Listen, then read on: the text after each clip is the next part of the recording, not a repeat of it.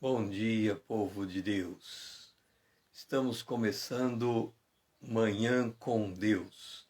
Nosso propósito é orarmos em conformidade com o tabernáculo de Moisés. Nós temos 6 estações no tabernáculo de Moisés. Cada estação 10 minutos. Nós vamos passar 1 hora na presença de Deus. Hoje estamos fazendo a live.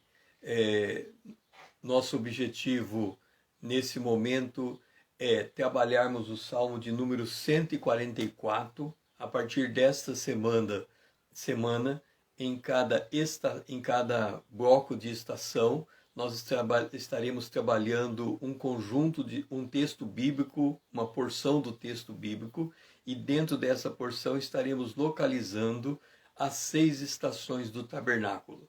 E aí vamos interagindo. Ontem nós tivemos uma certa dificuldade com a live, não conseguimos concretizar. Se porventura a live cair, nós vamos tentar gravar a live e retomar, ok? Você pode ir chamando os seus amigos. Vamos despertar o povo de Deus nessa manhã. Vamos juntos nos colocarmos na presença de Deus, porque Ele é o nosso Deus, e nós, povo do seu pasto, o povo que Ele pastoreia, e ovelha de suas mãos, o rebanho sob os seus cuidados. Bom dia, Rita, bom que você está entrando. Se porventura a live cair, nós vamos tentar gravar a live e em seguida retomarmos, ok? Bom dia, Lídia, bom você também estar aqui. Eu estou dizendo que se a live cair, nós vamos tentar gravar a live e depois retomar para darmos continuidade. Nós estamos hoje no Salmo de número 144. Nós vamos seguir as estações no Salmo de número 144. A primeira estação, a Arca da Aliança, está no versículo 10. É Ele quem dá aos reis a vitória, quem livra da espada maligna a Davi, o seu servo. A vitória, ela vem de Deus. É Ele quem dá a vitória. Hoje, nós estamos nos preparando para o dia que temos diante de nós. Nesse dia, acontecerá eventos que, na nossa perspectiva, nós desejamos obter vitória, sermos bem-sucedidos em tudo aquilo que nós formos fazer nesse dia. Então é muito importante que nós reconhecemos que a vitória que estamos buscando nesse dia é uma vitória que procede de Deus. Agora vamos tentar entender como é que Davi obteve vitórias de Deus. Aqui está dizendo que Deus é quem livra da espada maligna a Davi, seu servo. Davi, logo depois que ele se tornou rei em Israel, ele teve 2 batalhas contra os filisteus.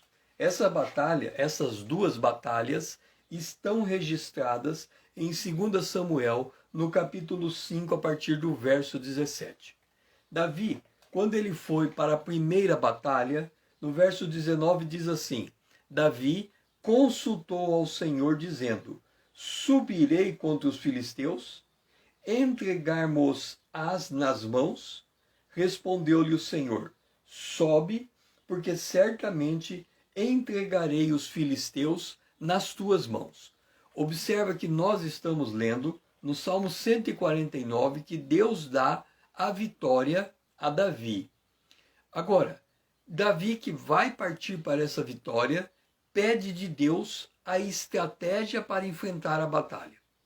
Portanto, se nós queremos uma vitória de Deus, nós temos que pedir uma estratégia de Deus. Não basta tão somente esperar que Deus vai intervir numa situação, sem que antes nós entremos na presença de Deus para expor a situação diante dele. Então aqui Davi vai e consulta Deus, e Deus diz assim: ataca de frente. Se você atacar de frente, você vai obter a vitória sobre os filisteus. Davi foi à batalha, atacou os filisteus de frente e obteve a vitória. Depois, Davi vai, no ano seguinte, ter uma nova guerra contra os filisteus.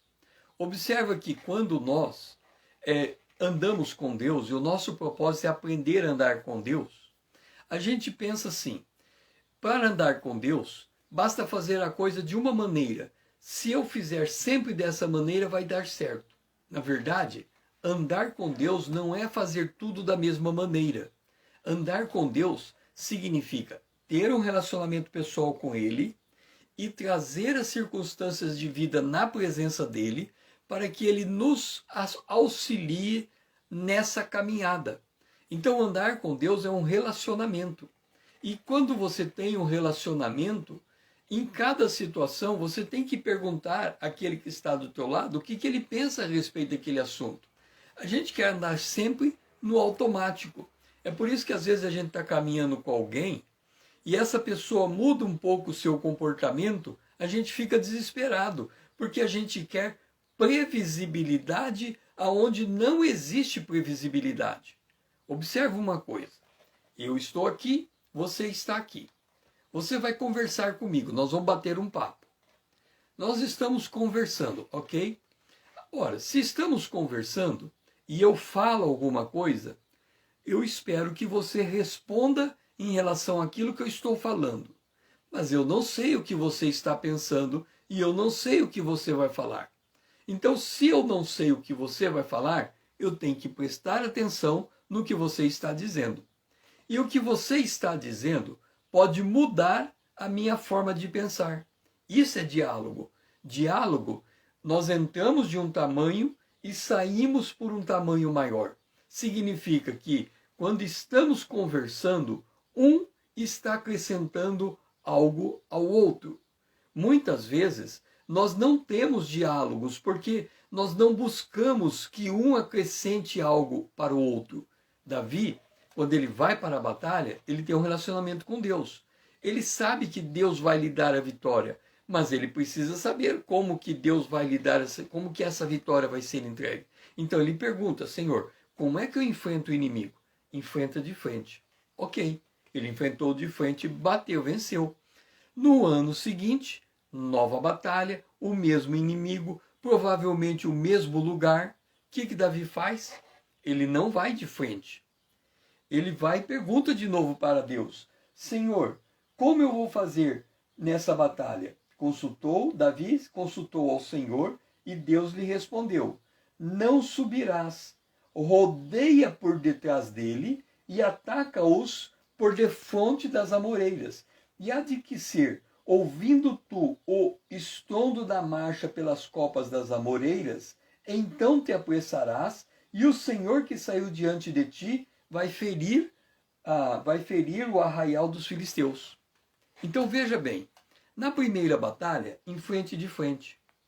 Na segunda batalha, dê a volta por detrás.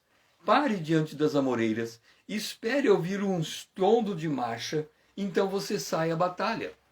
Entenda uma coisa, veja só como a gente tem que aprender a nos relacionar com Deus para ter de Deus a vitória. Lembra que quando Daniel orou, no primeiro dia a oração subiu, mas levou 21 dias para retornar a resposta, porque havia uma batalha nos lugares celestiais? Aqui Deus está dizendo, olha, eu vou mandar os meus anjos, e os meus anjos, quando passarem por você, você vai ouvir o estrondo na copa. Então você sai à batalha que a vitória vem. Observa uma coisa. Às vezes a gente fala com Deus e pensa que as coisas são muito simples. Quer dizer, a gente pede e Deus faz. Não é assim. Vamos colocar as coisas na sua ordem. Eu peço algo a Deus, Deus fala comigo, e aí Ele vai me dar a vitória. Então Ele me dá uma estratégia. Ele diz assim, não vai de frente, vai por detrás, porque você vai ter a vitória. Agora note o seguinte, Ele dá ordem aos anjos a meu respeito. Então ele não só precisa que eu faça do jeito que eu estou falando que eu vou fazer, como ele tem que dar ordem para os anjos agirem do jeito que ele falou para os anjos fazerem. Então quando a batalha está acontecendo, ele está me movendo e movendo os anjos. E aí ele entrega a vitória. Muitas vezes nós não falamos para Deus o que nós queremos, Deus não tem como enviar os anjos em nosso favor, A vitória não acontece e reclamamos que Deus não está do nosso lado. Mas como? Nós nem falamos a Deus que queríamos a sua participação naquele evento. Então, nesse sentido, nós vamos orar essa primeira oração. Amado Deus e Pai, eis que nós estamos diante de Ti, Senhor, e nós glorificamos o Teu nome, porque o Senhor é aquele que nos dá a vitória. Mas nessa manhã, também Te pedimos a estratégia. E também, Senhor, sabemos que não vamos lutar sozinho, mas o anjo do Senhor acampa ao redor do que os teme e os livras. E é nesse sentido que nós oramos esta primeira oração. Oramos em nome de Jesus, o Teu Filho amado, a quem amamos. Amém. Vamos agora para a nossa segunda estação, e ela continua no Salmo de número 44, agora no versículo 1. Bendito seja o Senhor, rocha minha, que me adestre as mãos para a batalha e os dedos para a guerra.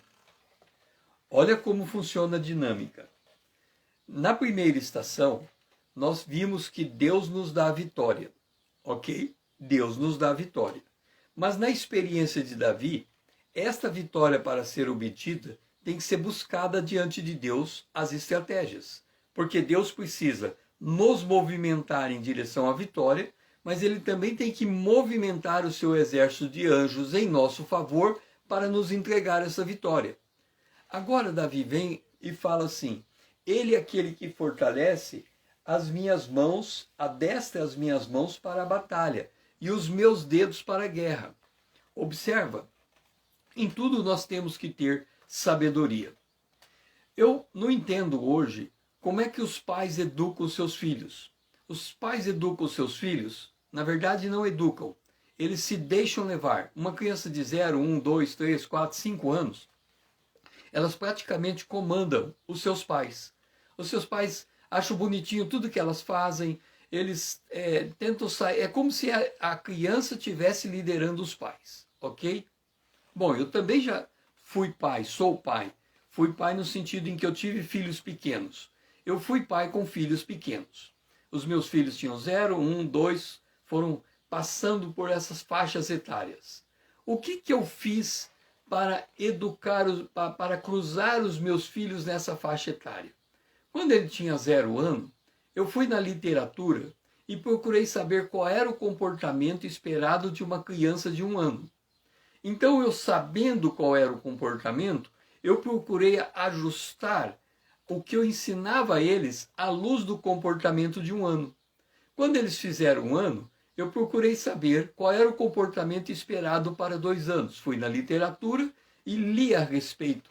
E aí entendi o que era esperado uma criança de 2 anos. Então, sabendo o que era esperado, eu desenvolvi atividades com os meus filhos para que eles, aos 2 anos, pudessem alcançar aquele propósito da vida deles.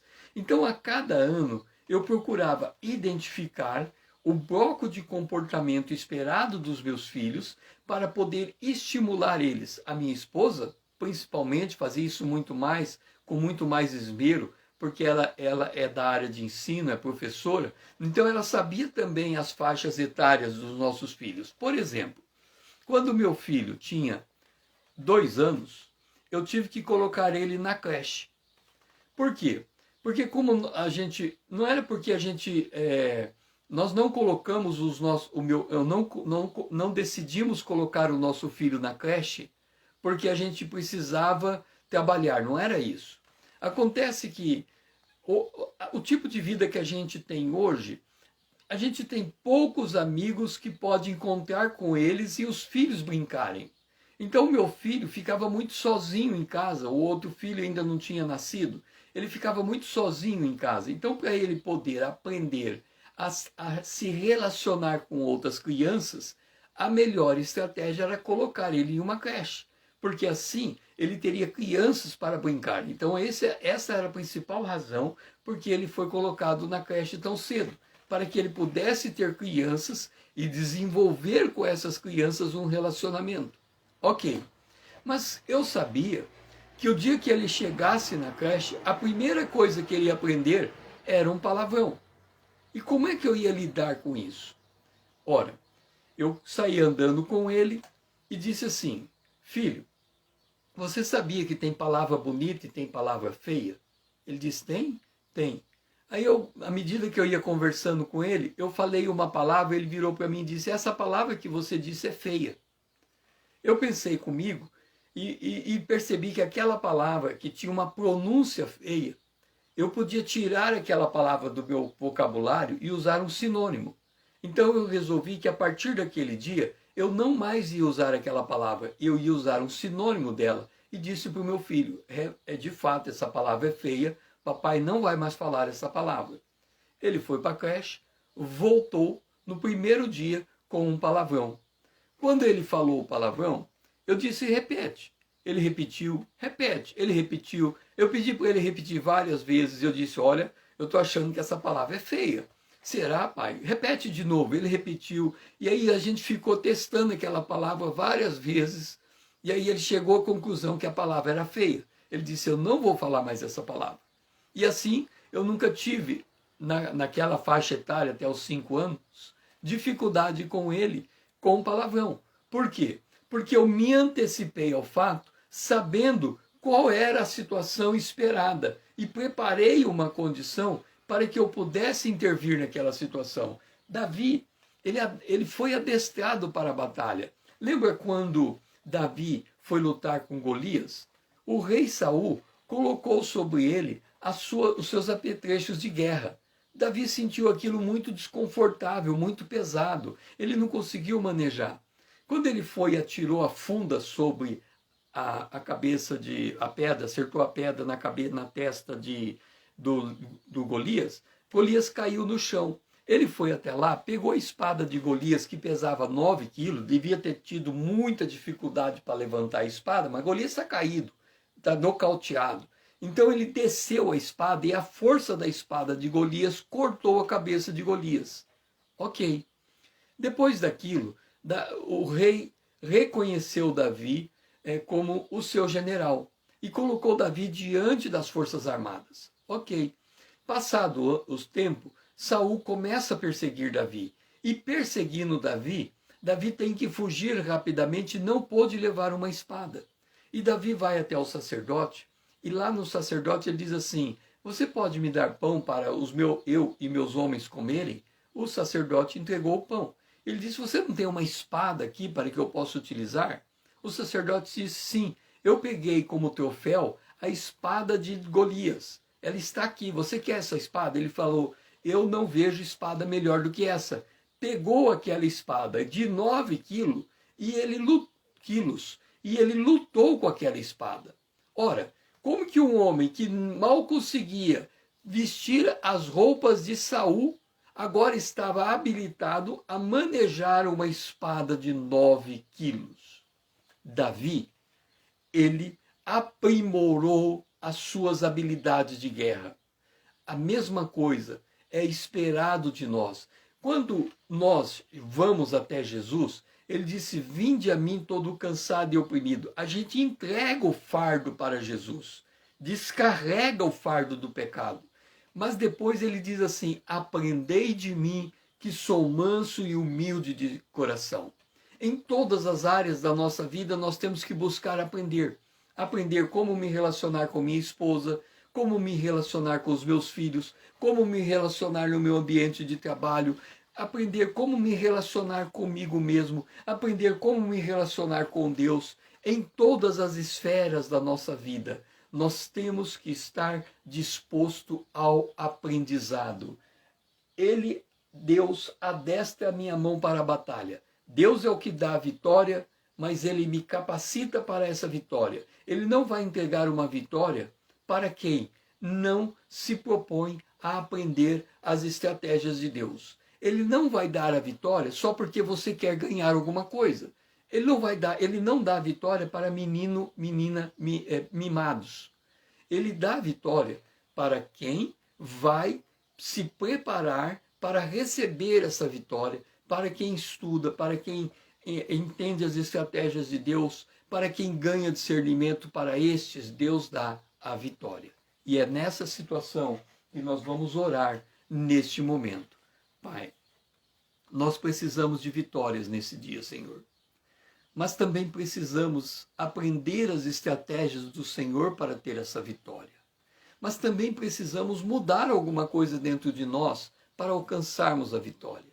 Mostra, Senhor, as áreas que precisamos aprender, os pontos cegos que existem dentro de nós, para que a gente possa ter luz, ter entendimento, ter discernimento e saber, através desses discernimento, como agir nesse dia. Esta é a nossa oração, em nome de Jesus, o teu Filho amado, o nosso irmão amado, a quem nós amamos. Amém.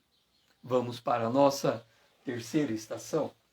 Nós saímos do altar de ouro e vamos agora para o nosso café da manhã, que está no Salmo 144, o versículo 2.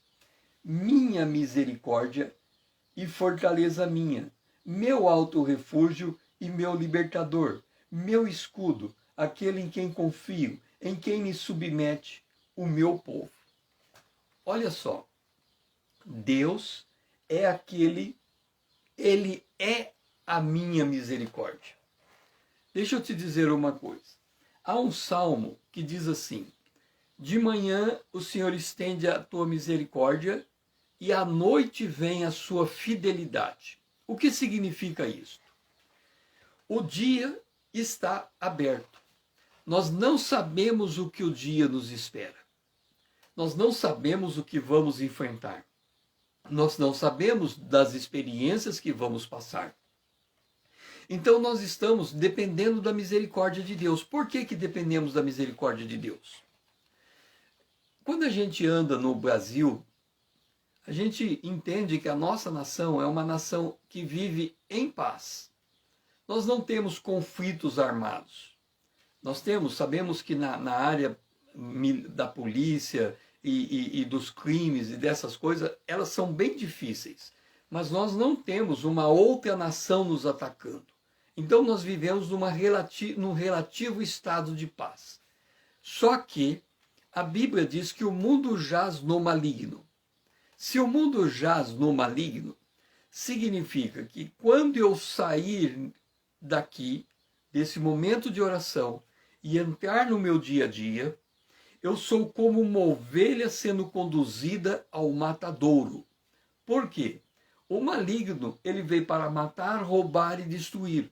Ele quer tirar a minha paz, ele quer tirar a minha alegria, ele quer tirar a minha identidade, ele quer me destruir. E ele vai preparar alguma coisa ao longo do dia para alcançar o seu objetivo.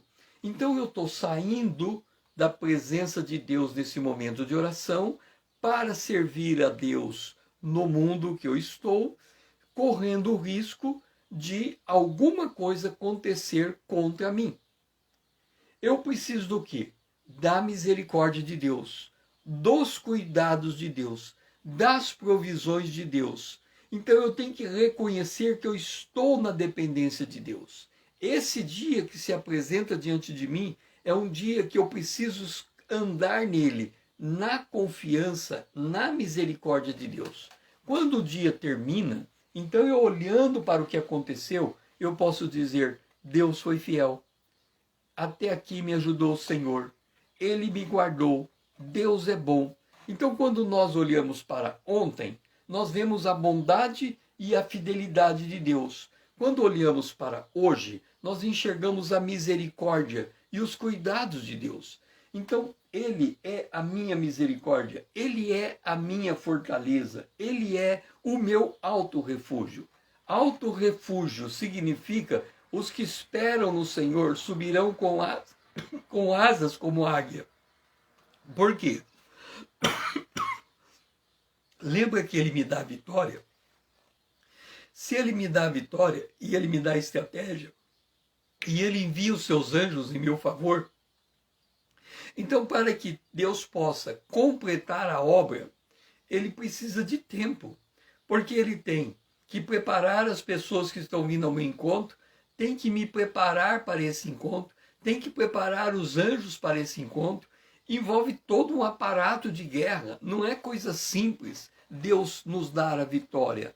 Ele tem que levar em conta tudo o que está acontecendo em nosso entorno e no momento certo agir. Então, Ele é meu alto refúgio porque eu me proponho a esperar em Deus. Eu me proponho a subir com asas como águia, a olhar as coisas de cima, a ficar como um observador do mover de Deus sobre a minha vida. Então, nesta manhã, nessa estação, o que nós precisamos aprender é adquirir discernimento, é reconhecer a presença de Deus ao longo do dia. Então nós temos que andar nesse dia com a consciência que o Senhor está conosco, intervindo a nosso favor, trabalhando dentro de nós, trabalhando por fora de nós, juntando todas as coisas, e Ele vai trazer o milagre. Então nós temos que confiar e declarar: Ele é minha misericórdia, Ele é minha fortaleza e Ele é meu alto refúgio. Então eu estou disposto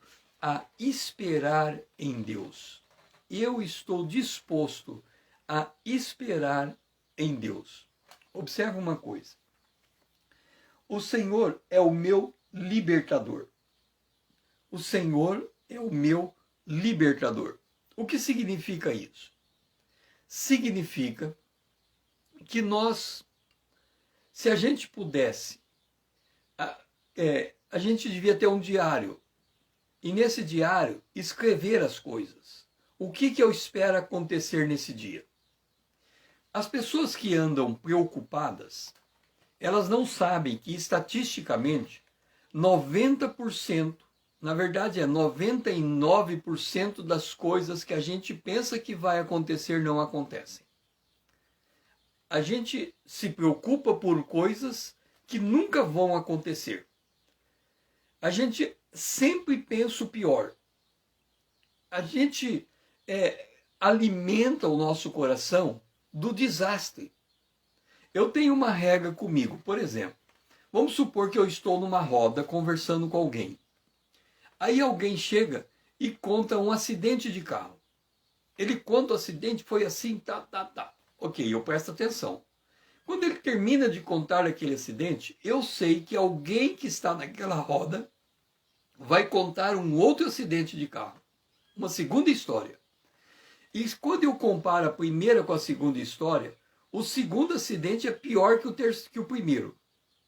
Então eu sei que quando o segundo acidente for contado, alguém naquela roda vai contar o terceiro acidente. Quando ele vai para contar o terceiro acidente, eu saio da roda. Porque o terceiro vai ser pior que o segundo. As pessoas, elas tendem a cada hora aumentar o pessimismo que ela tem em relação a algo. Se nós vamos entrar nesse dia com a expectativa que o Senhor vai nos dar a vitória, como nós lemos no verso 10, é Ele quem dá aos reis a vitória. Então nós temos que entrar nesse dia com a expectativa do que Deus vai fazer e não do que o inimigo está fazendo. As pessoas acontecem assim. Quando uma pessoa é assaltada perto de nós, a gente fica com medo de ser assaltado. Mas, estatisticamente, é muito difícil que alguém ali naquele mesmo lugar vai ser assaltado. Só que porque alguém é assaltado, 5 outras pessoas em volta ficam com medo de passar pela mesma situação. Então nós pegamos um caso e multiplicamos. Por exemplo, eu lembro que na minha cidade tinha um jornal local. Aí aparecia a manchete no jornal: crime em Dourados, que era a minha cidade. Crime em Dourados. Ah, hoje teve um crime em Dourados. Então, alguma coisa está perturbando a cidade. No dia seguinte, não tinha crime em Dourados. Aí eu pegava o jornal da crime no estado de Mato Grosso. Então não teve em Dourados, teve no estado. Tá bom. Mas no outro dia, não teve em Dourados e não teve no estado. Aí aparecia crime no Brasil, em algum estado do Brasil. Quer dizer, tinha que ter um crime. Se não tinha em Dourados, procurava numa outra cidade do estado. Se não tinha na cidade do estado, procurava num outro estado do país. Se não tinha, procurava num outro país. Por quê? Porque as pessoas, elas se alimentam daquilo que não lhe traz esperança. Nós, pelo contrário, temos que nos alimentar daquilo que nos traz esperança, e Ele é o nosso libertador. Então, se Ele é o nosso libertador, nós temos que nos alimentar esse dia pela esperança das intervenções divinas. Nós temos que ser buscadores de Deus. Nós temos que entrar nesse dia e falar: Senhor, por onde que o Senhor está agindo? O que o Senhor está fazendo? Aonde que o Senhor está ensinando? E aí, quando nós criamos essa expectativa do mover de Deus, então Deus tem condição de nos entregar a vitória. Porque quando a vitória vier, a gente sabe que veio de Deus, nós vamos glorificar o nome do Senhor. Mas se nós estamos distraídos e Ele nos entrega uma vitória, é perigoso até achar que a vitória veio da parte do inimigo. Então nós temos que ter discernimento, e é nesse sentido que nós vamos orar. Amado Deus e nosso Pai, nós estamos diante de Ti, Senhor, porque o Senhor é o nosso libertador. Nós reconhecemos que a vitória vem do Senhor, mas temos que mudar a chave da nossa mente. Nós temos que nos alimentar daquilo que nos dá esperança. Nós temos que nos alimentar da presença de Deus em nossa vida. E é nesse sentido que nós oramos, em nome de Jesus, o Teu Filho amado, a quem nós amamos. Amém. Vamos para a nossa quarta estação. Candelabro. Está no Salmo 144, versículo 5. Abaixa, Senhor, os teus céus e desce. Toca os montes e fumegarão. Abaixa, Senhor, os céus e desce. Toca os montes e fumegarão. Deus é espírito. Mas nós precisamos um pouco de geografia espiritual para entendermos o que estamos fazendo. Porque se a gente não enxergar, se nós não ter... eu sou péssimo em localização. A minha esposa é meu GPS. Um dia ela dormiu, era de madrugada, ela achou que eu não ia errar o caminho. Quando ela acordou e percebeu a paisagem, ela falou: mas você está voltando? Eu falei: não, estou seguindo em frente. Ela falou: então se você está seguindo em frente, essa estrada aqui está levando para outro lugar. Eu tinha que ir para Campo Grande e estava indo para Goiás. E aí ela teve que achar um outro caminho para levar de volta. Então eu tenho essa dificuldade de me situar. Então eu me socorro sempre ao GPS. Uma vez eu estava em Cuiabá e ela tinha pedido para eu ir até um determinado lugar e eu me perdi em Cuiabá. Aí eu liguei para ela e falei assim: eu estou perdido, eu não sei onde eu vou. Ela falou: onde que você está? Eu falei. Ela falou assim: na tua frente, você está vendo um posto de gasolina na tua frente? Eu falei: estou vendo. Ela falou: então nesse posto de gasolina pega a direita. Eu falei: eu peguei a direita. Ela falou: agora vira de novo a direita. Eu virei. Ela falou: agora passa 2 quebra-molas. Eu passei 2 quebra-molas. Ela falou: agora vira à esquerda que você já está no lugar. Eu virei e cheguei no lugar. Ela me dirigiu pelo telefone. Então nós precisamos de geografia para nós entendermos o que estamos fazendo, para onde nós estamos indo. E qual é a geografia aqui? Deus, o Pai, está sentado num trono. Esse trono é no terceiro céu. O apóstolo Paulo disse que ele foi ao terceiro céu e ouviu coisas que ele não podia falar. Lá é o trono de Deus. Onde está Jesus Cristo? Jesus Cristo também está no terceiro céu. Ele está sentado à direita do Pai. Então, se ele está sentado à direita do Pai, lá no céu, no mínimo, tem 2 tronos. O trono do Pai e o trono do Filho. Diante do céu tem diante do trono do Pai e do Filho, Apocalipse capítulo 4, tem 24 tronos. Então, nesses 24 tronos, 12 apóstolos, 12 profetas. Representa um dos tronos, representa um dos lugares onde nós estamos assentados. Nós estamos assentados nos lugares celestiais. Então, deve ter diante do trono de Deus tantos tronos quantos são os salvos, porque cada salvo tem seu próprio trono. E está tudo lá. Ok. Então, o Pai está no céu, o Filho está sentado à direita dele. E quem é que está conosco? O Espírito Santo. O Espírito Santo está conosco. Nós somos a habitação de Deus na terra. O Espírito Santo habita em nós. Ok. Qual é o papel do Espírito Santo dentro de nós? O papel do Espírito Santo dentro de nós é revelar Jesus. Jesus está no céu, o Espírito Santo está aqui. Imagine o seguinte: Jesus Ele está sentado no trono de Deus e de vez em quando ele fala assim, acontece isso. Você conhece alguém que tem casa na praia? Ele tem casa na cidade e tem casa na praia. O que acontece com alguém que tem casa na cidade e casa na praia? Quando chega no final, num feriado prolongado, ele vai para a casa da praia. Ele não fica na casa da cidade. Por isso que ele tem uma casa na praia. Ele vai para a casa na praia, ok? Então, quando você conhece um amigo que tem uma casa na praia, qual que é o teu desejo? Você vai para a praia esse fim de semana? Ele vai falar, não. Será que você pode emprestar a casa para eu ir para a tua casa na praia? Ok. Jesus está onde? Assentado à direita do Pai. O Pai está onde? Está lá no céu, no terceiro céu. De vez em quando, Jesus olha para baixo assim e diz assim, hoje eu queria ir numa casa minha diferente. Aonde que vai?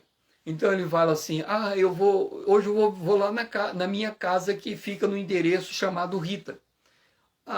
Hoje eu vou lá na minha casa que fica no endereço chamado Lídia. Não, acho que hoje eu vou na minha casa que fica a casa que fica o endereço chamado César. Então Jesus tem três alternativas. Ele pode descer na casa da Lídia, ele pode descer na casa da Rita, na casa que é a Rita, na casa que é a Lídia ou na casa que é o César. Qual casa que ele vai escolher? Ele poderia ir para qualquer uma, ele não pode ir nas três ao mesmo tempo. Ainda que ele seja Deus, ele pode estar em todos os lugares ao mesmo tempo. Mas Jesus é o homem, ele só pode estar numa. Então ele vai descer numa casa. Qual casa que ele vai descer? Então, eu, Rita e Lídia temos o Espírito Santo. Ok? Qual é o papel do Espírito Santo? Se eu sou a casa do Espírito Santo, o papel do Espírito Santo é organizar essa casa, é colocar as coisas no seu devido lugar. Imagina, quando o prefeito vai receber a visita do presidente em uma cidade, o que ele faz? Ele pinta o meio-fio, ele ajeita, tapa os buracos, onde o carro do presidente vai passar, está tudo ajeitadinho. É a melhor cidade do mundo, porque ele adequou a cidade para receber o presidente. O Espírito Santo, que tem o papel de revelar Cristo na minha vida, ele precisa me preparar para receber Cristo. Como é que eu sei disso? Vamos lá em Efésios capítulo número 3. Efésios capítulo 3 conta isso que eu estou dizendo. Ele diz assim, que nós temos que orar para o nosso homem interior ser fortalecido, a fim de, ele fala assim, olha só, vos conceda que sejais fortalecido com poder, mediante o seu espírito no homem interior. Se o meu homem interior for fortalecido, Cristo vai habitar no meu coração. E aí, Cristo habitando no meu coração, eu vou compreender, conhecer o amor de Cristo. Então, o papel do Espírito Santo é me fortalecer, fortalecer meu homem interior, para que ele seja suficiente e forte para que o Espírito, para que Jesus possa descer e fazer uma visita. Ok, essa visita depende de uma preparação. Essa preparação é papel do Espírito Santo. Lembra que Davi se fortaleceu para a guerra? Imagina que no auge da batalha, o filho, Jesus, fala assim, eu vou descer no corpo do César e vou vencer aquela batalha por ele, o Deus que por mim tudo realiza. Ele faz em mim o querer e o realizar segundo a sua vontade. Então, essa é a lógica de termos o Espírito Santo dentro de nós. Ele está nos preparando porque nós somos um edifício de Deus. E de vez em quando, o Pai e o Filho descem até nós. É rápido, ele só dá um toque. A gente sente a presença de Deus. É como se ele dissesse, que casa legal é essa? Olha como eu me sinto à vontade nessa casa. Ele desce, ele dá o toque e ele se retira. É isso que significa o verso que nós estamos lendo. O céu, o verso 4, né? o verso 5. Abaixa, Senhor, os teus céus e desce. Isso significa Quando nós estamos orando no trono da graça. Mas quando Deus intervém, ele vem do trono da glória. O céu desce à terra. Isso que significa a experiência quando você vai num culto e fala assim: o céu desceu na terra. Olha que coisa gostosa esse culto. É porque de fato aconteceu isso. O céu encontrou um lugar de pouso na terra. Jesus encontrou uma casa de veraneio onde ele pode descer e se alegrar. Então, isto é o que o Senhor quer fazer conosco no dia de hoje. Ele quer encontrar tanta alegria em nós.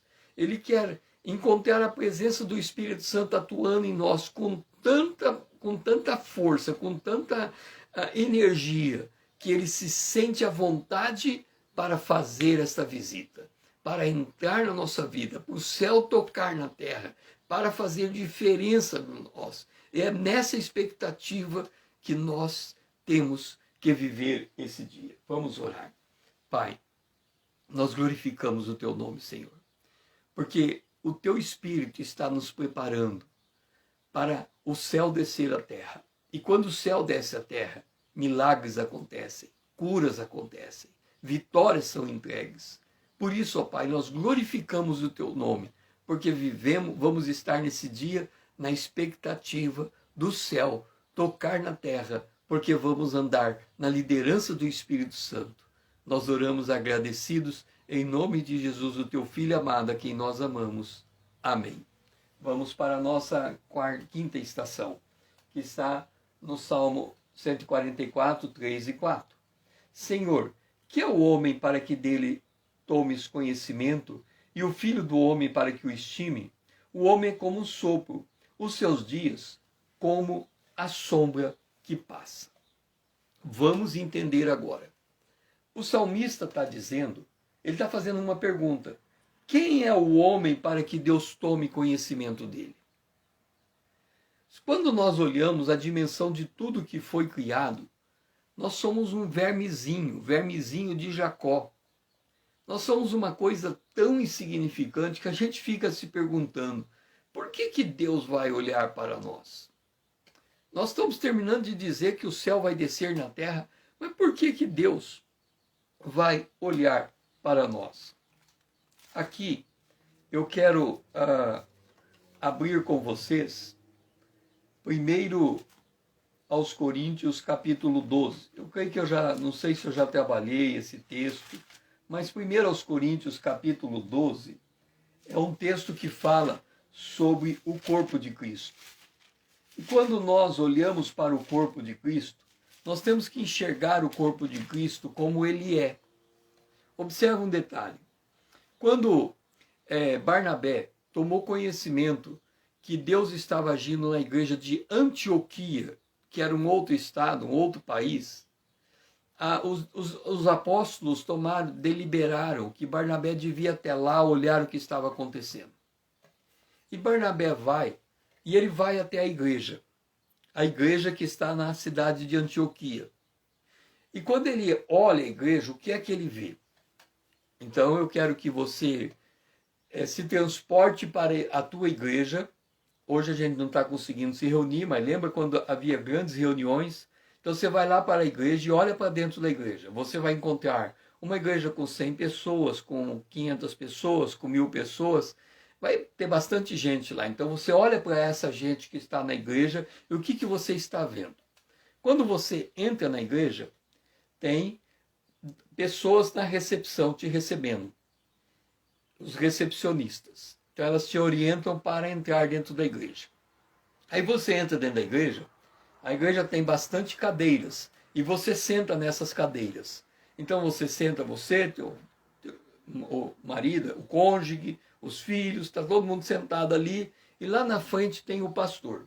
Então quando a gente olha para 1 Coríntios capítulo 12, ele fala que dentro da igreja tem pessoas com dons espirituais. Um tem palavra de sabedoria, outro tem palavra de conhecimento, outro tem palavra da fé, outro faz operação de milagres. Então, essas pessoas estão dentro da igreja, pessoas com dons espirituais. Então, você olha lá e talvez você conheça alguém que tem o dom da visão, outro tem o dom da revelação, outro tem interpretação de sonho. Então, os dons estão distribuídos dentro daquela igreja. Mas você olha também para aquela igreja e ela tem os 5 ministérios. Ela tem apóstolos, profetas, evangelistas, profetas, pastores e mestres. O pastor é fácil de identificar, geralmente ele está lá no púlpito, lá na frente, então você olha para lá e vê o pastor lá. Lá tem o pastor, faz parte da igreja, o pastor. Tem os diáconos, tem os presbíteros, tem os líderes, os professores de escola bíblica dominical. Essas pessoas são fáceis de serem reconhecidas, porque geralmente elas vão lá na frente, se apresentam, falam do seu trabalho. Então, essas pessoas, você conhece elas até por nome. Mas, continuando aqui em Coríntios 12, diz assim, no verso 22, no verso 21, não pode o olho dizer à mão, não precisamos de ti. Pelo contrário, os membros do corpo que parecem ser mais fracos são necessários. Como é que é? Aqui está dizendo que dentro dessa igreja que você viu gente com dom, gente com ministério, gente com liderança, tem gente fraca. É o que está escrito aqui. Os mais fracos. E ele continua dizendo assim, e também os que não são decorosos. Não são decorosos. Quem não é decoroso, provavelmente é aquele que está em pecado. Então tem gente fraca e tem gente em pecado dentro dessa mesma igreja que você enxergou gente com dons espirituais. Agora, note o seguinte, quando Barnabé chegou na igreja de Antioquia, ele olhou e o que ele viu? Ele poderia ter dito, olha, eu vi gente fraca, eu vi gente em pecado, eu vi gente com dom, eu vi gente com ministério. Ele podia ter dito essas coisas. Está aqui, 1 Coríntios capítulo 12, a gente encontra toda essa gente. Mas ele disse assim, eu vi a graça de Deus. Eu vi a graça de Deus. A graça de Deus alcança aquele que está no pecado, alcança aquele que está fraco, alcança aquele que está enfermo, alcança aquele que tem dom, alcança aquele que tem ministério, alcança aquele que está na liderança. Todos são alcançados por igual. Esta é a graça de Deus. Então, quando o salmista diz, quem é o homem para que dele te lembres? O que faz com que todos estes sejam igreja é que todos eles têm o mesmo Espírito Santo. Vamos pegar um crente que está em pecado. Veja se você se lembra de algum crente que você sabe, tem certeza absoluta que ele está em pecado. Vamos pegar ainda melhor. Tenta achar esse crente que está em pecado, que vive em pecado, que está dentro da igreja, que está na liderança da igreja. Você sabe qual é o pecado dele, ele está na liderança da igreja, ele vai na frente, ele prega, ele faz tudo, mas você tem certeza absoluta que ele está em pecado. Ok, isso é o que você está enxergando, de fora para dentro. Você está vendo um cara exercendo liderança e em pecado. Agora eu pergunto para você, quem é que está dentro dele? Se ele é crente, quem está dentro dele é o Espírito Santo. O Espírito Santo está dentro dele e ele está em pecado. O apóstolo Paulo escreveu que alguém está de pé para o Senhor estar de pé. Alguém está caído para o Senhor estar caído. O que significa isso? Hoje você vê aquele indivíduo lá na frente em pecado. Vamos dar um exemplo. Pedro. Pedro negou Jesus. Está lá. Pedro negou Jesus. Mas no dia seguinte, esse mesmo Pedro que negou Jesus está cheio do Espírito Santo pregando a 3.000 pessoas. O que mudou? A chave do arrependimento. Então, não adianta querer julgar uma pessoa se ela está de pé ou ela está caída. Você tem que julgar se aquela pessoa tem ou não tem o Espírito de Deus. Porque se ela tem o Espírito de Deus, o Espírito de Deus colocá-la de pé, ou derrubar ela, ou manter ela de pé, não custa nada. Da noite para o dia, tudo pode mudar. Então, quando nós enxergamos a igreja sob a perspectiva do Espírito Santo, nós não estamos preocupados se a pessoa está de pé ou está caída. Nós estamos preocupados em saber o que Deus vai fazer naquele lugar, através das pessoas. E se Ele quiser, num instante, assim, a pessoa pode ser quebrantada, se arrepender, cheia do Espírito, e pregar, e 3.000 pessoas se converterem. Então, vamos à resposta a essa pergunta do salmista. Quem é o homem? É um homem que tem o Espírito de Deus, e o Espírito de Deus pode mudar da noite para o dia todas as coisas. Pai, é nesse sentido que nós oramos, porque nós confiamos que a mudança em nosso coração depende tão somente de uma virada de chave. Por isso não devemos ficar julgando o que está de pé, o que está caído, porque todos são necessários. Todos que têm o Espírito Santo pode, num dado momento, ser levantado em poder. E é nisso que nós depositamos a nossa confiança. Oramos agradecidos, em nome de Jesus, o teu Filho amado, a quem nós amamos. Amém. Vamos para a nossa última estação. Salmo 144, versículo 7. Estende a mão lá do alto, livra-me e arrebata-me das muitas águas e do poder dos estranhos. A frase do dia de hoje é: não me afogo por segurar nas mãos de Deus. Eu não me afogo por segurar nas mãos de Deus. Aqui diz assim, estende a mão lá do alto, livra-me, arrebata das muitas águas e do poder dos estranhos. O que é muitas águas à luz da Bíblia? No Salmo em Apocalipse, no capítulo 17, é dito que existe uma mulher que está, a grande meretriz, assentada sobre as muitas águas. Essa grande meretriz que está sobre as muitas águas, ela também está montada numa besta escarlate com 10 chifres e 7 cabeças. Esta mulher, do Apocalipse 17, é o sistema religioso que existe antes do arrebatamento da igreja. No capítulo 13 do Apocalipse, nós vemos a besta que sai da água e a besta que sai da terra. Esta mulher que está sentada nas águas, no capítulo 13, ela é a besta que sai da terra, da terra. É o poder religioso. E a besta que sai das águas é essa besta escarlate aqui. Então, antes do arrebatamento, a mulher está montada na besta. Depois do arrebatamento, a besta sai da água e a outra besta sai da terra, e os dois trabalham em conjunto para implantar o reino do anticristo, o reino do homem do pecado, o reino de Satanás. Ok. Vamos voltar então para antes do arrebatamento.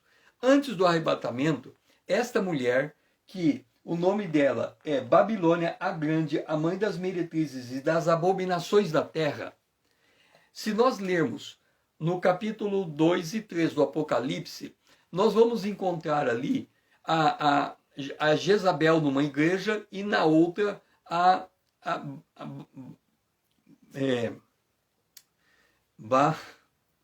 na outra igreja, Balaão, a doutrina de Balaão. Qual era a doutrina de Balaão? A doutrina de Balaão era esta. Quando o rei mandou ele amaldiçoar Israel, ele disse para o rei: não adianta, o Israel é o povo de Deus, nenhum encantamento cai contra Israel, nenhuma palavra de maldição cai contra Israel. Mas o rei queria pagar ele, e já que ele não podia amaldiçoar Israel, ele resolveu destruir Israel por dentro. Então ele chegou para Israel e disse assim: Israel, é o seguinte, eu tentei amaldiçoar vocês e Deus não deixou, porque Deus disse que vocês são um povo protegido. Agora vocês são tão protegidos que vocês podem se prostituir, que Deus não vai tirar nada de vocês. Vocês vão continuar sendo o povo de Deus. E assim Israel se entregou à prostituição e por conta disso entrou a doutrina de Balaão. Qual que é a doutrina de Balaão? Você pode viver com um pé no reino de Deus e um pé no mundo.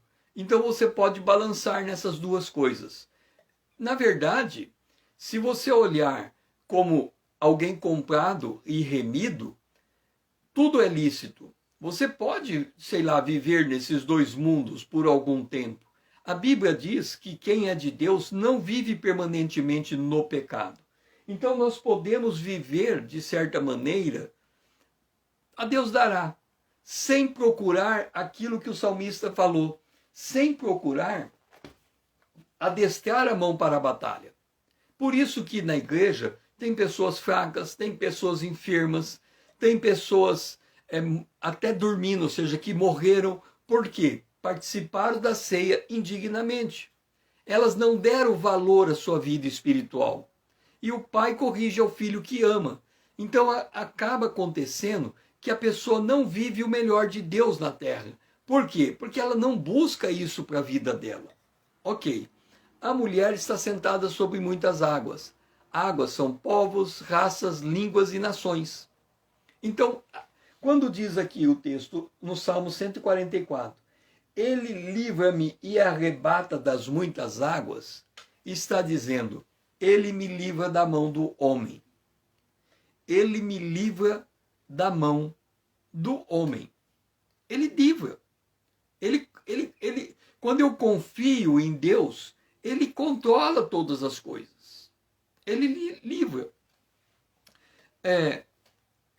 Houve uma época em que um determinado líder religioso, ele falou contra a minha vida. Falou algo, o mais terrível que você pode imaginar, ele falou. E aquilo que ele falou contra a minha vida fez com que outros líderes cristãos não mais tivessem relacionamento comigo, porque eles acreditaram na palavra daquele primeiro líder. O tempo passou e aquele líder, ele veio a ter um acidente e acabou falecendo. E depois que ele faleceu, se descobriu que muito do que aquele líder, o que aquele líder fez comigo, ele fez com muitas outras pessoas. Todas as pessoas que poderiam ser um pouco maior do que ele, vamos assim dizer, ele achava um jeito de diminuir a pessoa. Ok. Passaram-se, por causa disso, eu perdi um cargo numa determinada organização. Passaram-se 10 anos. Eu nunca nem fui contra aquele líder que falou contra mim e nem fui contra a organização que me tirou o cargo. Se a que tirou o cargo, tirou. Se aquele falou contra mim, ele tem o direito de falar que eu não vou falar nada. Deixa ele falar, não posso me defender. Quem quiser ganhar a sua vida, perde. Quem perder a sua vida, ganha. Então, eu preferia optar por perder a minha vida. Deixa eles falarem o que quiserem a meu respeito. Passou-se 10 anos. Eu estava numa outra cidade, num outro estado, num outro evento. E aquele líder que havia tirado aquele cargo meu, vai dar um testemunho naquela cidade e encontra comigo. No dia seguinte, ele diz assim, olha, hoje eu percebo que você é um homem de Deus. Porque é naquela situação lá atrás, que aquele líder religioso falou a teu respeito, hoje eu sei que é mentira. Hoje eu sei que Deus atua na tua vida. Então ele reconheceu isso. Levou 10 anos para que aquela pessoa tivesse esse reconhecimento. Eu nunca fiz nada, mas Deus fez. Ele me livra e me arrebata de muitas águas. Ele me livra e me arrebata das mãos dos homens. Então, quando nós temos essa consciência, nós não precisamos nos defender. Deus nos defende. E como Ele nos defende, nós estamos na misericórdia, na graça, na bondade, esperando a vitória dele. A vitória vem da mão de Deus. Nós só temos que executar as estratégias do Senhor. E é nesse sentido que nós vamos orar nessa última estação. Amado Deus e Pai, nós nesse dia vimos que a vitória vem de Ti. Vimos que precisamos ter estratégias para obter essa vitória. Vimos que precisamos nos capacitar para buscar essa vitória. Vimos que nós temos que estar consciente da Tua misericórdia e que nós temos que subir, buscando proteção de Ti, até vir esta vitória. Mas vimos também, Senhor, que o Senhor nos livra da mão do homem e não precisamos ter medo daquilo que fazem contra nós. Nós tão somente precisamos confiar que o Senhor está agindo, buscar sabedoria para que nós possamos fazer aquilo que precisa ser feito, nos fortalecer para que nós estejamos aptos a essa batalha.